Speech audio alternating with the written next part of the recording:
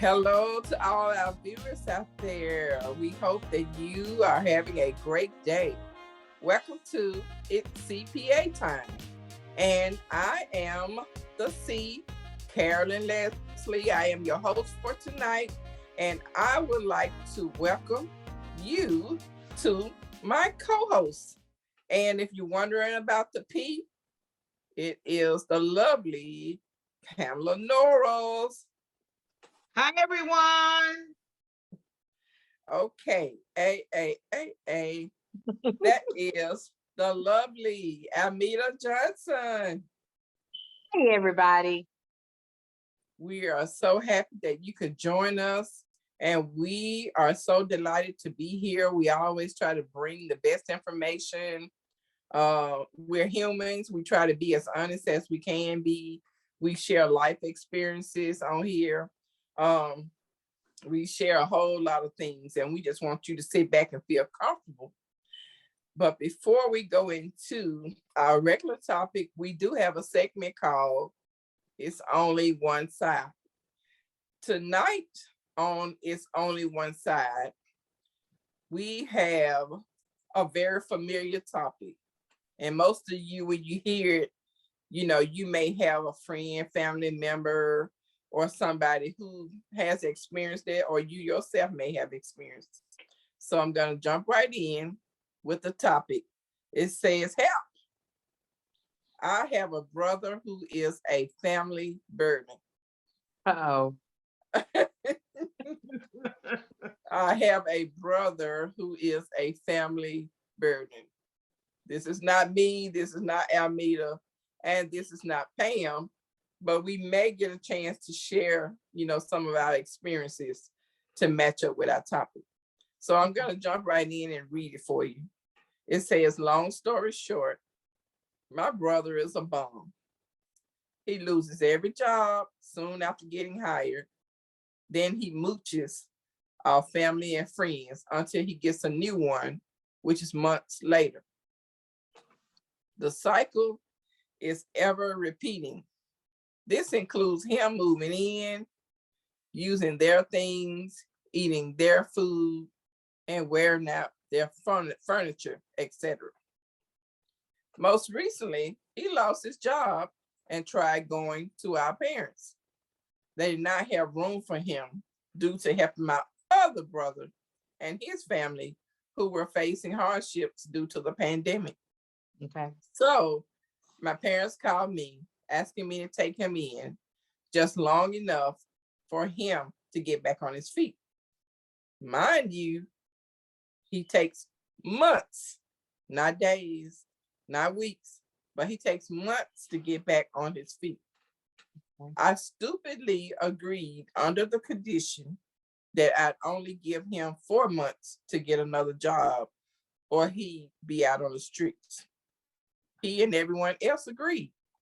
They agreed to these conditions and my nightmare began. Wow. He's a slob who never cooks or cleans, but instead he eats my food and he trashes my house.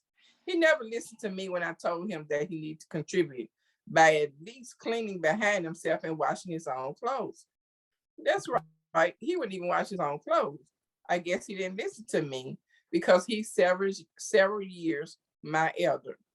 Well, his 4-month deadline approached, and I told him that he had 2 weeks to get lost. He called and cried to our parents that I was putting him out. They told him that he knew and agreed to my 4-month stipulation and that he had to respect the agreement. But as my older generation does, they called and gossiped to all of my aunts and uncles about our situation. Well, my outspoken aunt called and scolded me for preparing to put out my own flesh and blood, who I knew had nowhere to go. She called me cruel for abandoning family when they need help. And she said that I was raised better than that. I let her talk and respectfully agreed with what she was saying. I thanked her for showing me that helping family is so important, and she was proud that I understood. Following her advice, This is the next day. I helped my brother pack his things into my car. I took him to our aunt's house, Thank helped you. him take his things out of my car and onto her porch, and drove off after wishing them well. I even gave him $50 as a send-off money. Before I made it back home, my aunt left me several voicemails screaming and cursing.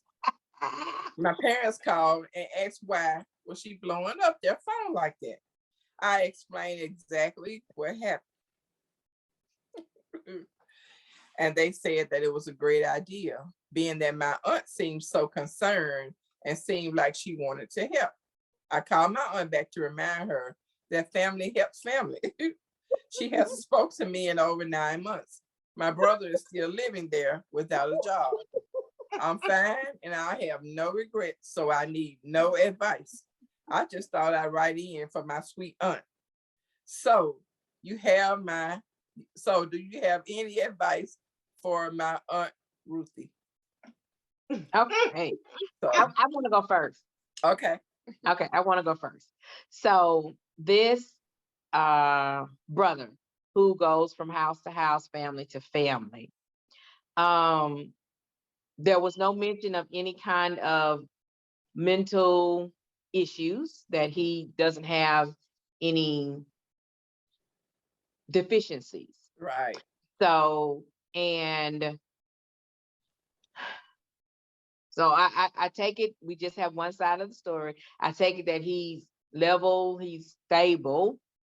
What's happening is no one has given him tough love that will have consequences. So in there it said that he was older than the brother he was staying with. Mhm. So I don't know their age ranges. It didn't tell that. But it seems to me he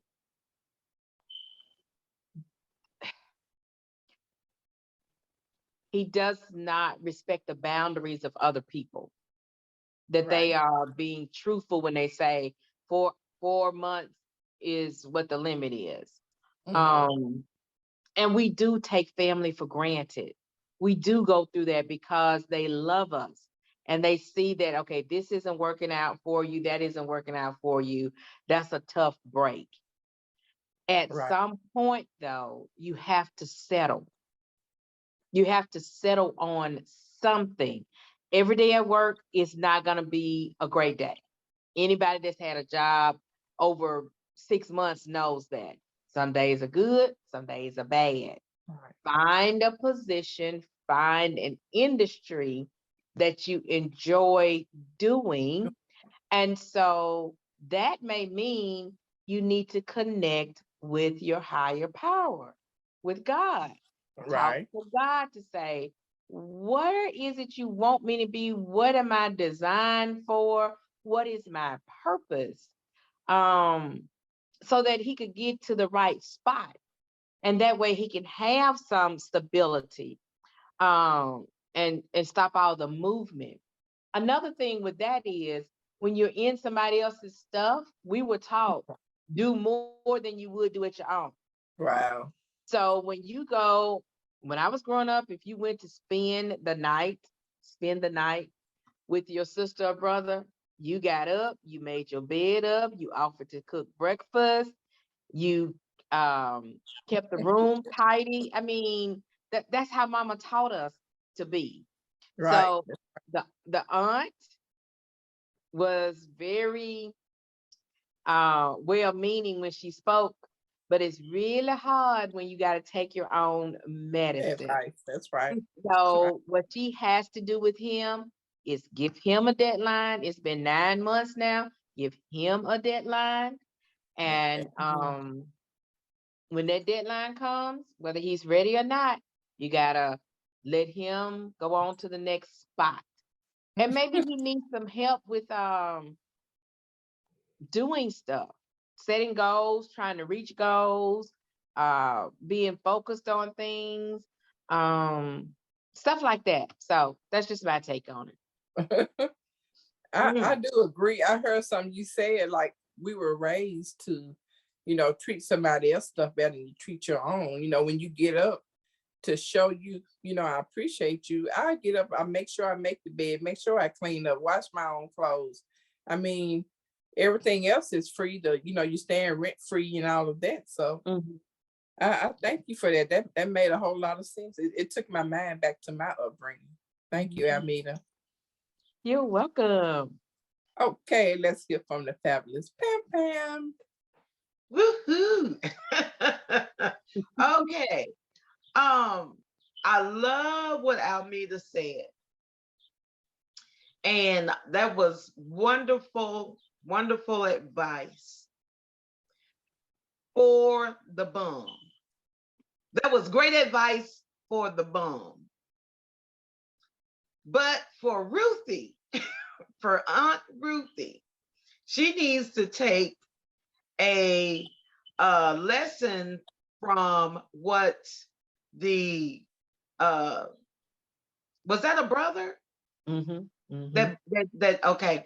She needs to take a lesson from the other brother's book because, like you said, Almeida and Carolyn, there were things that we were taught to do. And nobody should have to tell you that you need to wash your clothes. You need to clean up behind yourself. You need to offer, to cook or buy groceries or participate and contribute to a household that is helping to take care of you. Exactly. Mhm. We don't know how old these people are, but from what the brother said in his letter, this has been a repeating pattern where this particular sibling is going from relative to relative to relative. And he's making a circle and starting over again. And they need to help him stop the cycle. And maybe they need to have an intervention, but they need to come to an agreement that, okay, he's not learning from the help that we're giving him. We need to make him accountable and make him stand on his own 2 feet. Exactly. Yeah. Like Yeah. like you said, Almeida, tell him you have another month or 2 months, whatever your deadline is. You have to have a job and you have to move out. Otherwise, well, you have to move out. And the other family members have to stand in agreement and say, you can't come here. You can't come here. No, you are going to be on your own. He can get a job, but there's no reason for him to build a life because he has this whole group of people that are helping to take care of him and upholding him in his mess. And it's time for them to band together in order to stop the cycle. And people are going to get mad. The brother's going to get mad. But in the end, it is going to be the best thing so that this brother can have the best quality of the rest of his life.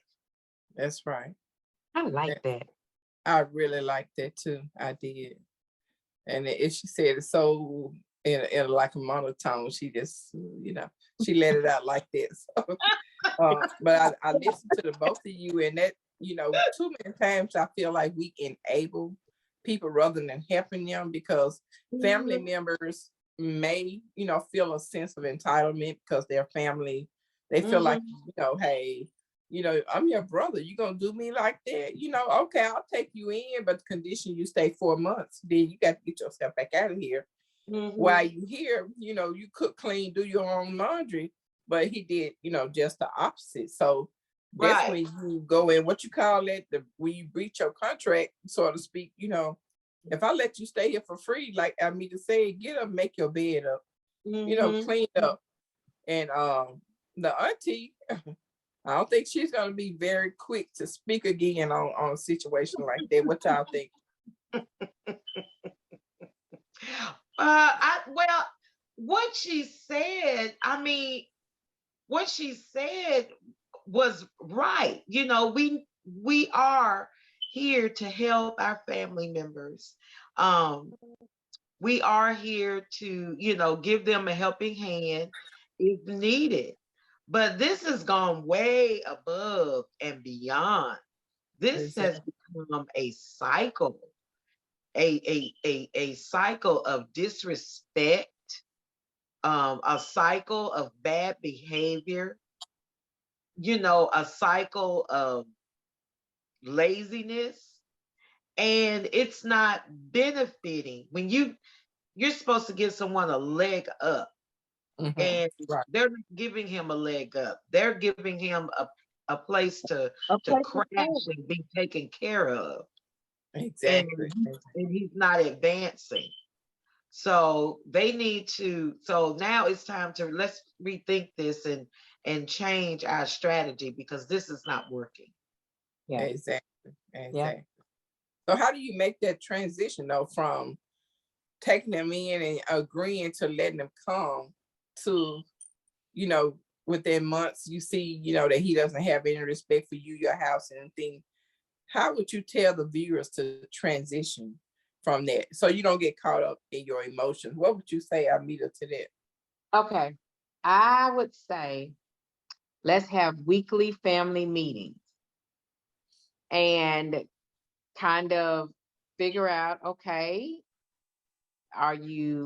what's the progress on the job hunt? What's the progress on the place to live? And he's probably just gonna get so tired of me during the meeting that he probably gonna move out before the time. Like, what you really doing here? That you ain't, last week you had no prospects of a job. And every place I know is still looking for employees. Every industry is still looking for employees. And you ain't got nothing? Okay, well, what you doing about somewhere to stay? Exactly. Exactly right. Okay, ain't no apartments opened up. Okay, tell me where you looked at. So he'll get tired of me badgering him. Right. Yeah, yeah. We're gonna have weekly meetings every Yeah. Thursday. Every Thursday at 6 p.m. Look, Instead of 6 dinner, p.m. sharp. yes, instead of dinner, we're gonna have a meeting. So Thank you, think Amita. I just think accountability, some Yeah. some schedule of accountability, Right. so that at 3 months he won't wake up and say, "Oh, it's 3 months already." Yeah, dude, what's up? What you Right. been doing? Ah, ah. Thank you. That's real good and humorous too. Pam, what would you tell the people, you know, if they run into that situation, they feel obligated to help because it's a family member. You know how you feel guilty and you want to help. So what would you tell them that's listening? I would tell them the same as what Almeida said, you know, help them to, you know, line up the steps. Okay, these are the steps that you need to do. How are you progressing? But after a while, it may get to be to where you have to be firm and stick to your word. Uh, if if someone is making progress, then of course you would continue to help them. But if, in spite of the family meetings, in spite of people encouraging him to uh, follow these steps, you know, and do these things to get on his feet, and if he is not putting out the effort to do that, then you may have to make the hard choice Right. of uh, putting him out, letting him fend for himself, and you know, those streets are cold and they are mean. And if he gets exposed to that Mm. and looks around and says, wait a minute, where's my safety net? My safety net Right. is gone. You know, Mhm. is this what life is like without my safety net? Right. Then, you know, they will fuss and they will holler and they will cry and they will talk about you. But if you stick to it and let them experience life without that safety net, I bet he will straighten up and Yeah. he not Mhm. to ever be in that position again. Right.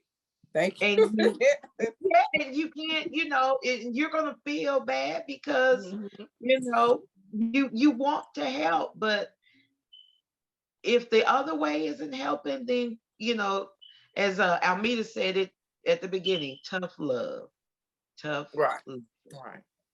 And Yes, reality is reality, you know.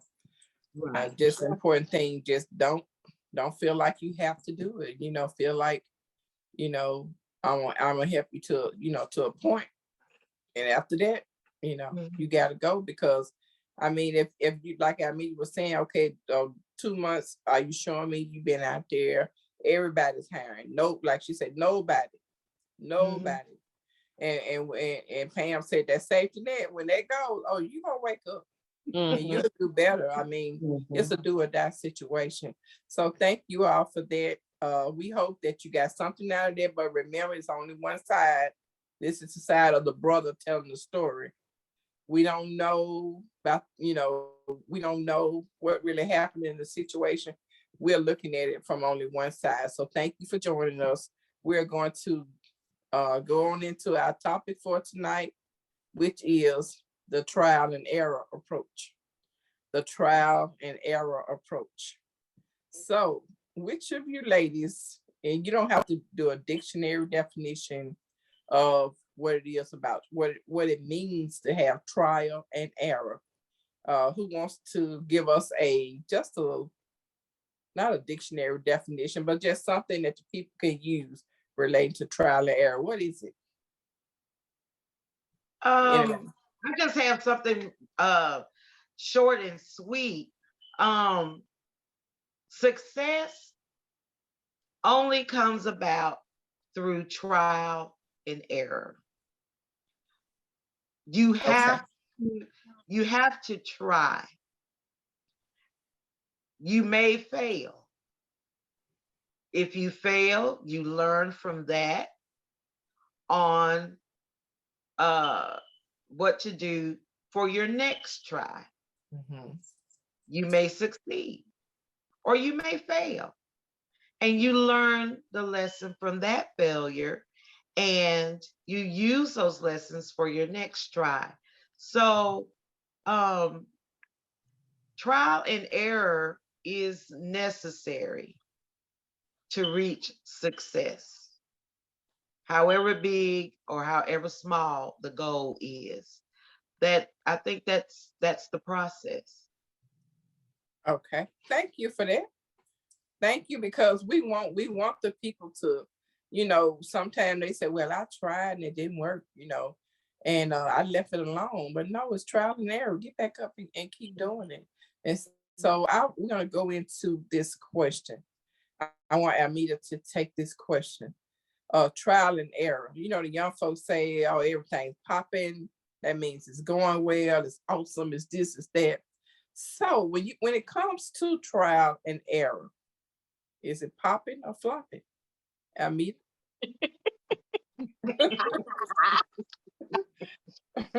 Okay, I would say it's popping. Okay. I would say it's popping. And this is my rationale for that. Okay. When you do something, and we're just going to say trial and error, we're doing something new. When you do something, learning occurs. When you do something for the first time, learning occurs.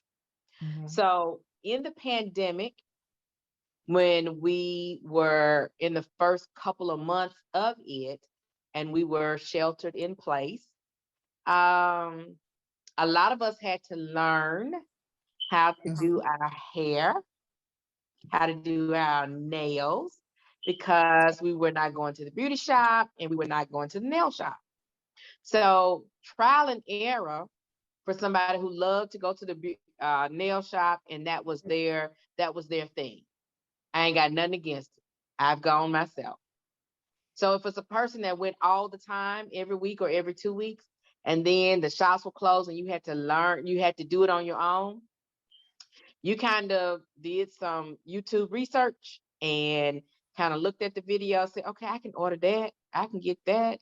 And we weren't really going to the store, so Amazon was our best friend. So you order some nail polish, you order the supplies, and you try to do it, and you go like, this is a hot mess, a hot mess. But then you say, okay, we sheltered in place. I can't go nowhere. I'm gonna try it again. Okay. So each time that you try, you are learning something. So by doing a trial run of it, you say, okay, well, maybe if I do it this way, the polish won't get all over my fingers. Mhm. My fingernails, my fingers, everything. So if I use this, if I polish that way instead of just big strokes, then I can get a better coverage. Okay. So even though it's not like the shop, and I ain't too proud of it, it's not like the first time. So in a couple of more tries and get some more Yeah. tools and get some more stuff, you are at a point where you go like, when the shops open back up, I can go, but if I'm in a tight, I can do it myself. Right. So through Mhm. that trial and error, I would say it's on and popping, baby. It's popping. It's I popping. agree with. Go I ahead. learned something. If you keep at it, you will learn something. Each time that you do it, you get better. So when I Mhm. first started curling my hair myself when I was a teenager, baby, I done burnt all this up around here. Oh, goodness gracious, what's going on? But each time I curled my hair with the hot curlers, I got better skills. That's the word, skill. I got more skilled at it, Mhm. that I knew how hot to set the curling iron, how to hold the curling wand, how to get it to do what I needed it to do. Each time I got a little bit better. Right. So when I didn't have the time or the money, the resources, which was that camera, the resources to get what I needed for my hair, I can do it myself Mhm. and it could pay. So through that trial and error, I learned what worked. Mhm. Also, you learn what doesn't work, you know. And since I'm left-handed, when I first started, I would curl it backwards and it would bend the hair the wrong way. Mhm. Left-handed, left-handed. So I'm like, oh, that's wrong. That's real wrong right there. So I had to get in the mirror. Mhm. I'm left-handed, so see it backwards. I had to get in the mirror and say, oh, it goes that way, not this way. And so for me, I say it's popping. Okay. I agree with that. I want to jump in and then I want to go to Pam. I want to get her input. A lot of people say, well, we need to plan. I, I'm a big trial and error person. Mm, But there are some instances where I do feel uh, planning and strategizing is some kind of way is soaking into me a little bit. But I'm definitely a trial and error person. And I do agree when that pandemic hit, baby, you had all kind of, oh my God, you had everybody doing everything for themselves. People learned to cook, mm-hmm. because you couldn't go into the restaurants. You could drive by, maybe get something, maybe, and that was like months later before you could do that. So you Right. had to learn, like she said, learning occurs, and sometimes we are scared of learning. You know, we scared of it because we feel like if I step out there and someone sees me, you know, if I move away from here and I don't make it and I gotta come back, I'm gonna be shamed that I didn't make it. But no, that's trial and error, baby. You can go to Timbuktu and you get over there and it doesn't work, bring yourself on back. Come You on know, to that. because we have to learn. Everything is not given to us. We have some things we have to go, you know, after ourselves and get. So I'm gonna say it's popping. It's popping. Thank you, Almedia, for that. That was really good. It took my mind back because I went through all that, baby. I bought the set, the nail filing set, 5 years ago. But when I was doing that last little step where you get ready to put the polish on, I had lumps everywhere. I couldn't see it until I polished it. So, you know, I should have went on because like you said, every time you do it, you're learning something. You curl your hair backwards being left-handed. I got a left-handed daughter. They be tickling me so bad. Y'all tickle me with the left hand. But you learn how to be, you know, I won't say ambidextrous, but you learn how to, you know, do that, take that left hand and do what you needed to do, you know, to get that hair looking good. So you weren't gonna leave out of the house looking any kind of way. If that hair bent the wrong way, nah, you weren't gonna do it. Yeah. Yeah. So thank you. That was funny. That was funny and good advice. Pam, what you think about trial and error? Is it flopping or popping? Trial and error is popping. Whoop, whoop. Trial and error, I don't want people to think it's just you accidentally doing something. I like what you said, Carolyn, about planning and strategy.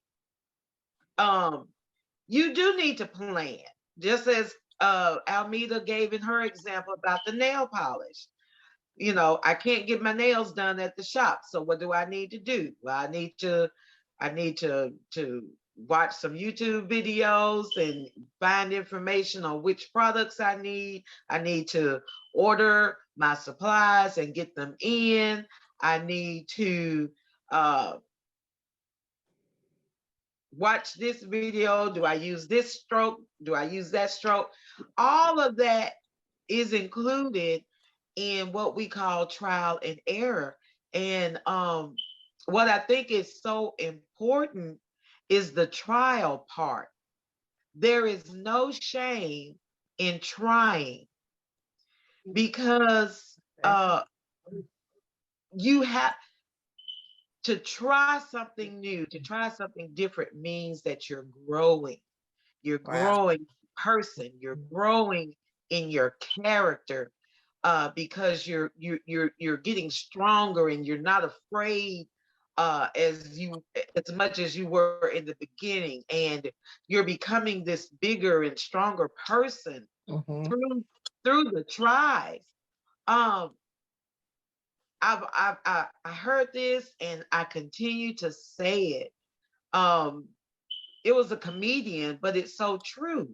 If you are doing the exact same thing that you were doing 10 years ago, if your life has not changed one bit, you are not living. You are not growing. We have to. That's the only way to live. Living equals growing and learning. It's a daily process. So, you know, big ups to trial and error. Yeah, I may fall on my face, and some people may be whispering behind my back. You know, she tried to open that store and she ended up having to close it after 6 months. It didn't work.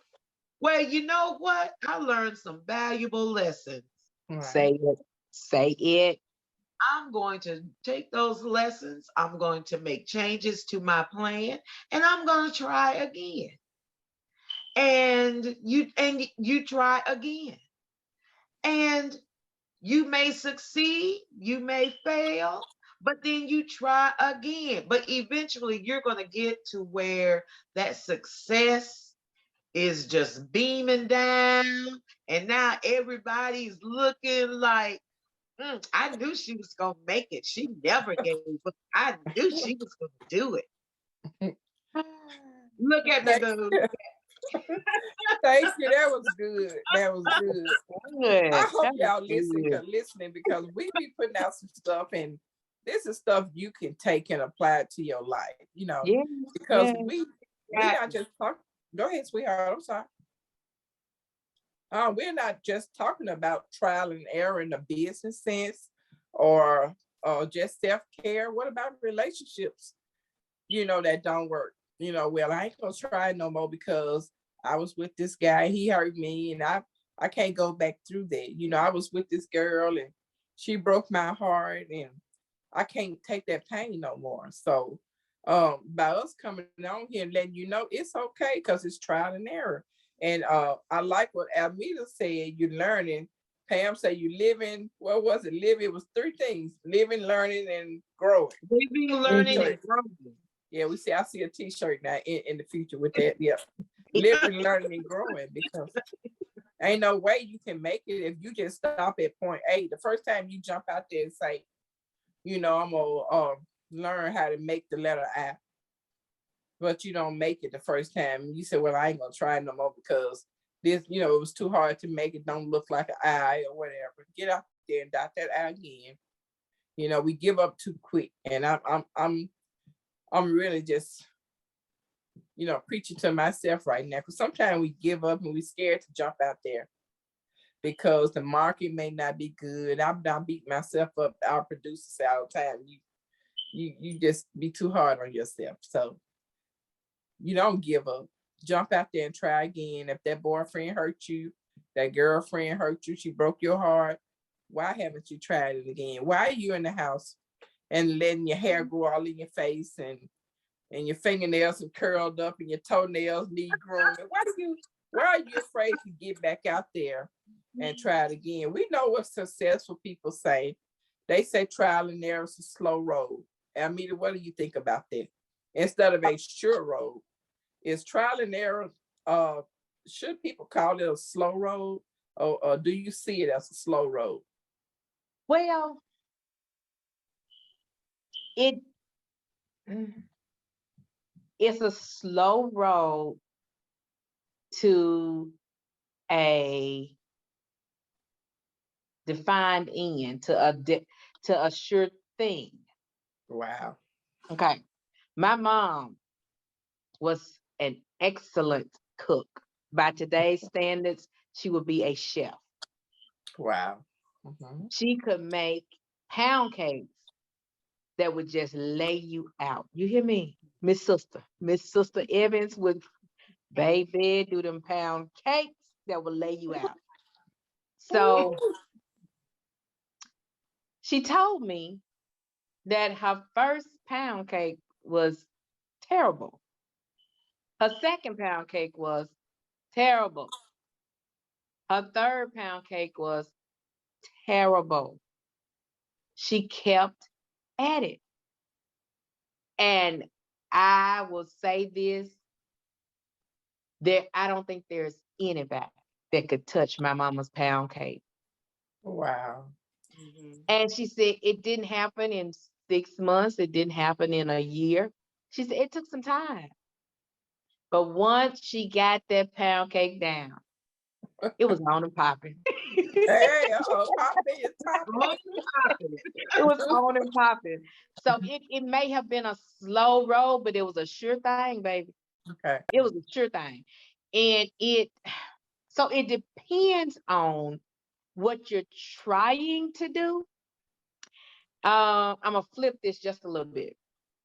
God allows us to experience spiritual things in a natural setting. Mm-hmm. So the best people that I say are very good at trial and error are parents. Mm. Parents get the opportunity to explain to a child for the very first time why, Mm-hmm. why, Okay. why. Because that's why can't I go to the store? Because we're about to have dinner. Why? Because before it gets too late. Why? So you go down this road with them. Also, because parents have to have solutions to problems that they don't even know gonna come up. Mhm. So you got 3 children. This one done wrote on the wall. This one done wrote on his brother's jacket. And then the little baby just sitting there like, I ain't got nothing to do with this. I ain't in none of this. Mhm. So you have to figure out how you still gonna get out that door on time to get them to daycare, to get them to preschool, and you to work. Mhm. So you have to figure out a whole lot of stuff. And some of it may work, some of it may not work.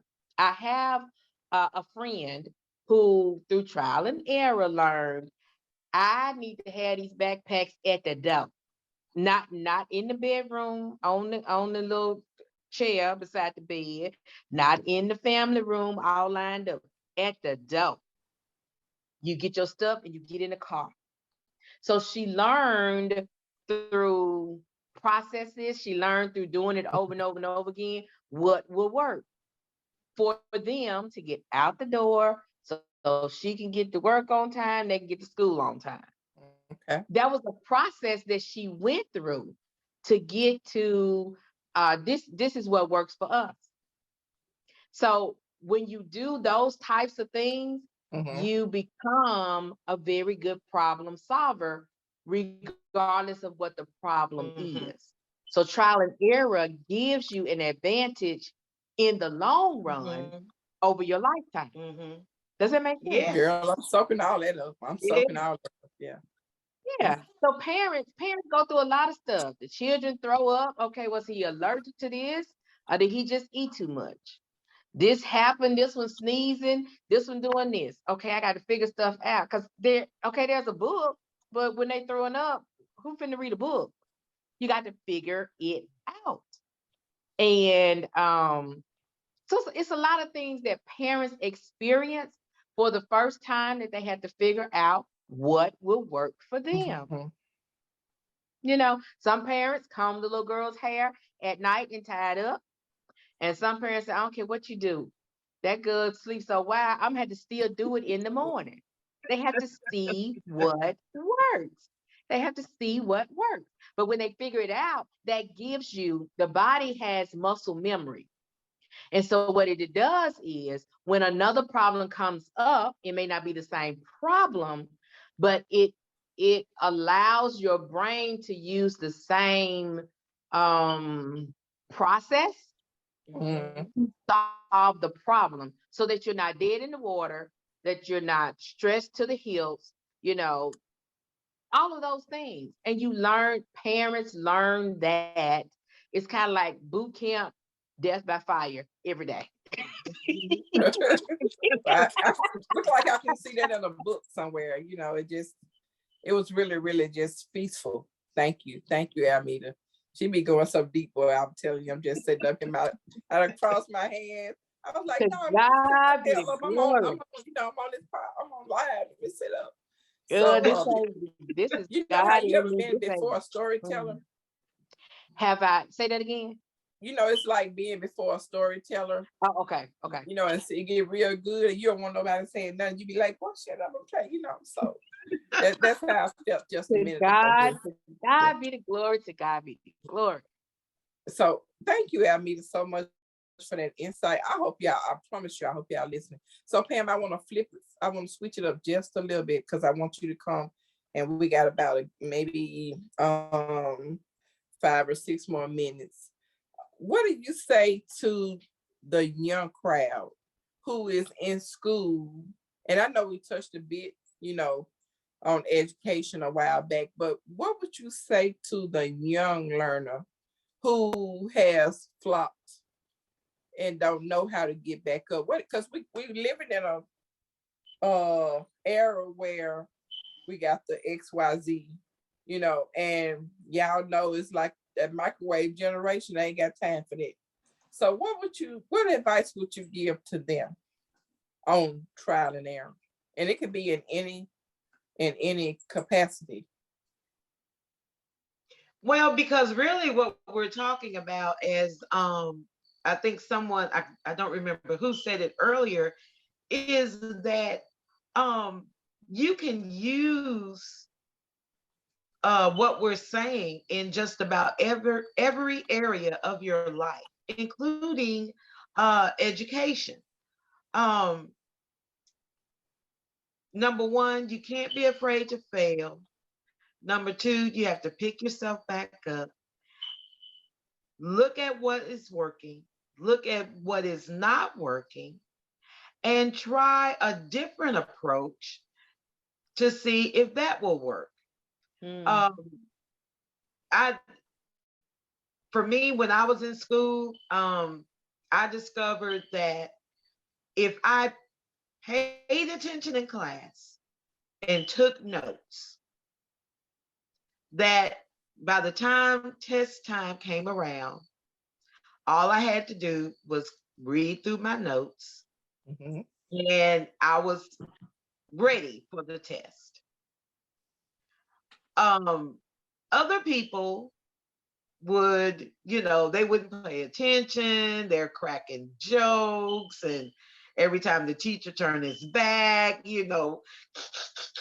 talking, flirting with, flirting with another student, two rows over and passing notes. So when test time came, oh my God, I got to stay up all night and study for this Mhm. test. And you make a bad grade. Well, you can't cram 3 weeks of classwork into one night to pass a test.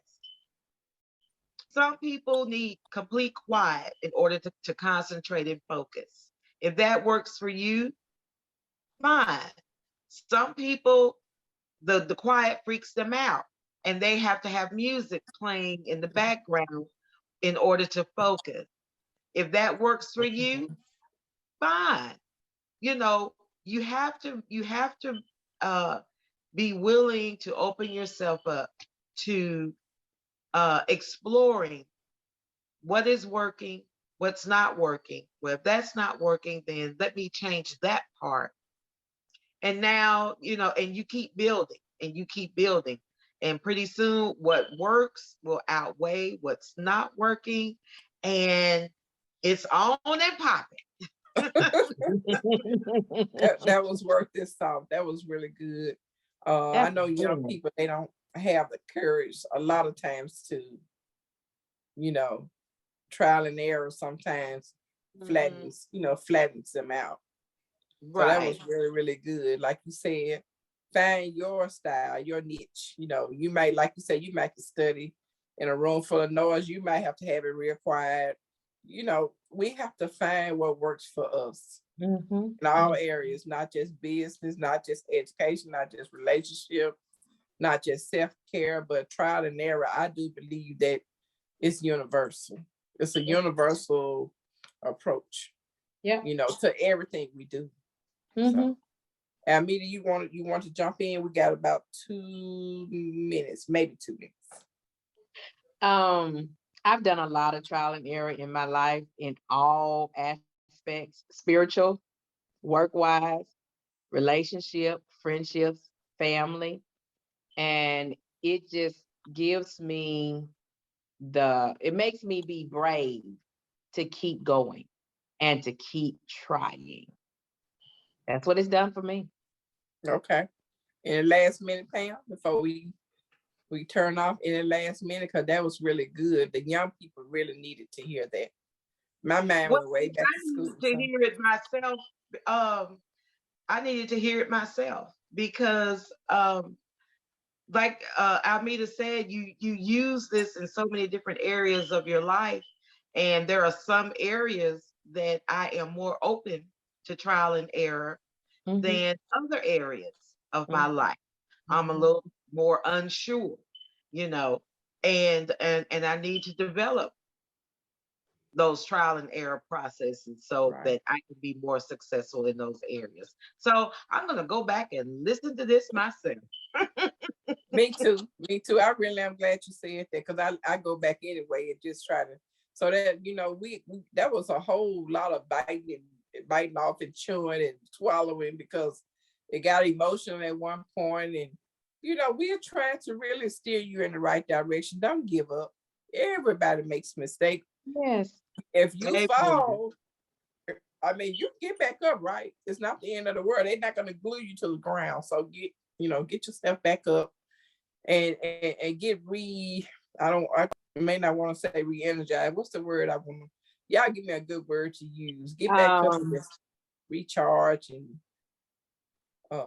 get back up and pick your self-esteem up. Mhm. Okay, this is gonna take more than a minute, but I'm just okay. So when I was younger in high school, I would listen to all my girlfriends tell me I wouldn't date him. I don't think he's for you.